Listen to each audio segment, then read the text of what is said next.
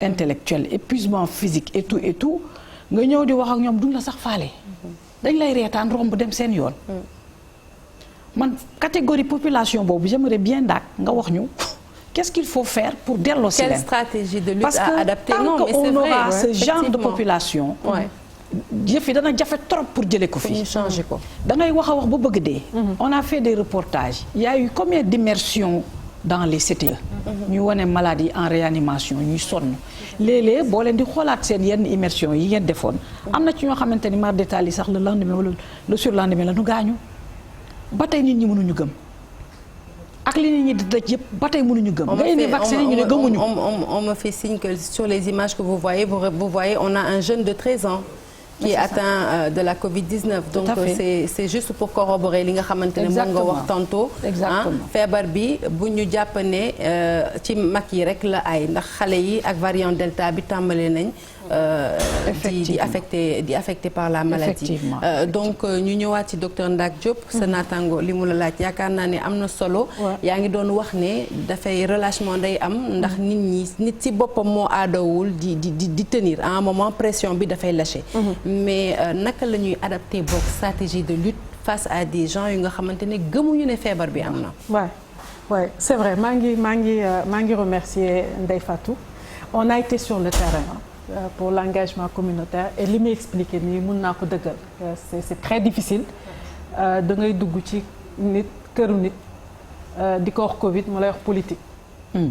wala muy saaga kenn c'est arrivé à maintes reprises. léegi bu ñu ñëwee ci question réfractaire bi li may wax léegi nii que fu ne nga koy uppee xam nga dafa am wax dafa am ay modèle dafa am communication dafa am action benn bokk ceeg sa morom parce que dafa am moment boo xamante ni xam nga boo bëggee dugg suma assistance boo bëggee dugg fi ñuy jaayee lekk yeeg yooyu maxalla njaayee ni lay bañ a tudd boo bëggee dugg supermarché xam nga buñ la nee da ngay takk masque réfractaire pas réfractaire di nga boo bëggee dugg di nga takk masque parce que yaa soxla noonu des fois il faut ñu réfléchir dans ce sens xam nga booy dugg TFM bi da ngeen def port masque obligatoire kii dugg même bu gëmulee feebar dina takk masque. Qu'est-ce que ça veut dire? Ça veut dire que mënoo ni nit ki di nga gëm ni feebar bi am na par force. kenn mënu ko teg nit ku gëmul. à moins que vraiment nga am benn patience longue di expliquer di dem ak ñëw li mu ci wax. parce que cas yi muy wax boo demee ba ci yàgg des fois di ngeen am benn point commun dina la nangul lenn nga nangul ko lenn ngeen avancer. li nga bëgg mu def ko. mais des fois mën nga fa toog pendant ay années doo leen am point commun.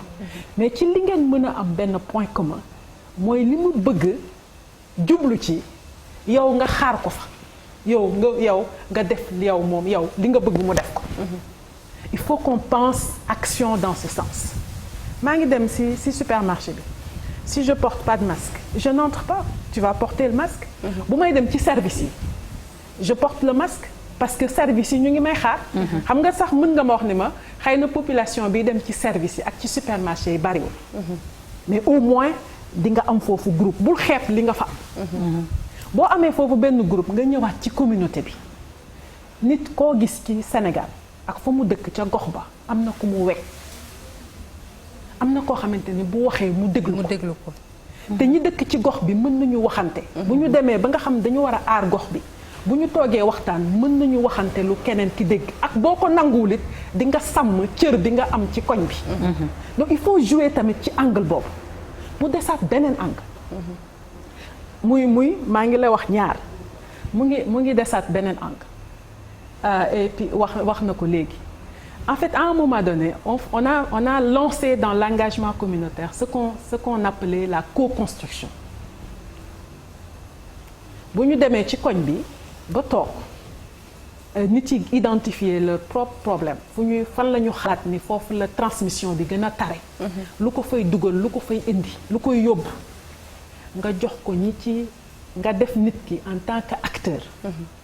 parce que nit tamit bu jaamul soxlaam du ko topp de il faut mu xam ni soxlaam la mu def ko soxlaam def ko yitteem. ça bu ma koy expliquer nag ça a l'air très philosophique. parce que dañ la naan c'est pas opérationnel. c'est très opérationnel mais moment bi muy laaj dafa gën a gudd parce que nit looy def ak moom rek fokk mu xaw a yàgg tuuti munoo du machine doo ñëw rek bës mu takk. nit dafa am fooy jaar ak moom di nga ko jaar ci émotion di nga ko jaar ci jikko di nga ko jaar ci bëgg-bëggam di nga ko jaar ci ngëm-ngëmam di nga ko jaar ci li mu xalaat ni mën na caa nekk yëkkati boppam. ci intérêt daal voilà. loolu yëpp ay points yoo xamante ni da nga koy ñàdd nit ki da nga ko fay dompat. boo gisee ñuy lay wax sociologue yi dañu mën a wax. mooy balaa maa dem ci nit ki jàng ko. dëgg la dëgg la. fi nga koy dompate dafa bari. boo ko waxee nit nag daf la naan c'est pas du pragmatisme c'est du réel pragmatisme. parce que boo ko xasee am c'est fini. parce que li nga war a def boo ko deful on va finir par ça on va être des milliers de personnes dans les hôpitaux. et à un moment donné su ñu demee ba genre cercle vicieux la. on a li ñuy wax nii. on est dans les 7000 excusez-moi on est dans les 700 je vais encore toucher du bois. on n'a pas encore atteint le chiffre fatidique. Et on espère qu'on ne l'atteindra pas. mais nag faut pas se leurrer à ce rythme on va y arriver.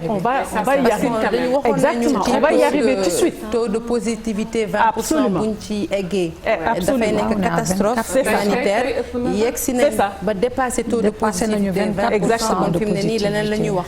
OMS bi mu waxee waxu feebar bi moom bu yegsee Afrique. musiba naaru lay doon. mu mel ni bi ñu ko waxee ñu bari jóg nañu daal ci kawam OMS aujourd'hui tendance yi mi ngi confirmer effectivement ne on va vers une catastrophe sanitaire et humanitaire. loolu moo tax ñu toog waxtaanee plateau bi mu mel ni nga wax tamit lu am solo ndax nag ñun li ñu fi bàyyi mooy vraiment waxtaanaat ak askan bi. mënuñu leen a diri mënuñu leen a dóor. li nu mën mooy ñu xam ne feebar bi réalité la. bu fekkante ne woon feebar bi Sénégal rek la gane si sax. ñu ne peut-être c'est chimérique wala fii la yem. waaye gis nañu àddina wërgal képp kenn mucc ci.